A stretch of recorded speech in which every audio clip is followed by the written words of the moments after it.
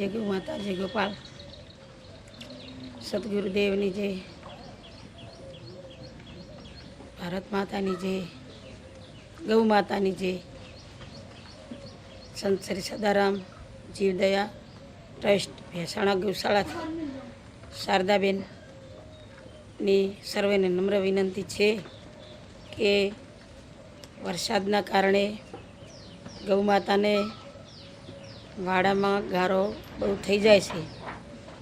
દાતાશ્રીઓ આપે છે ઘણું દાન, ખાવા પીવાનું બધું આપે છે। આટલું બધું જે કંઈ બનાવ્યું તે પણ ટ્રસ્ટીઓ, દાતાશ્રીઓ, ગામજનો, શેણો સર્વેના પ્રતાપથી અને ભગવાનને એમને અપાવ્યું, એમણે આપ્યું છે। પણ હવે એક મારી વિનંતી છે કે ગારાના લીધે ગૌ માતા બહુ હેરાન થાય છે।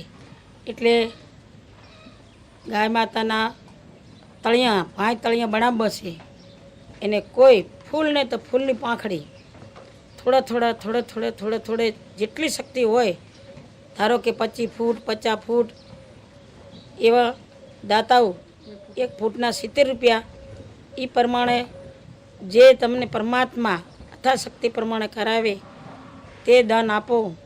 અને બધાની મોટી તકતી લખાવી અને કોઈને નામ લખાવવું છે તો નામ, કોઈને ભગવાન ભરોસે રાખવું છે તો ભગવાન ભરોસે।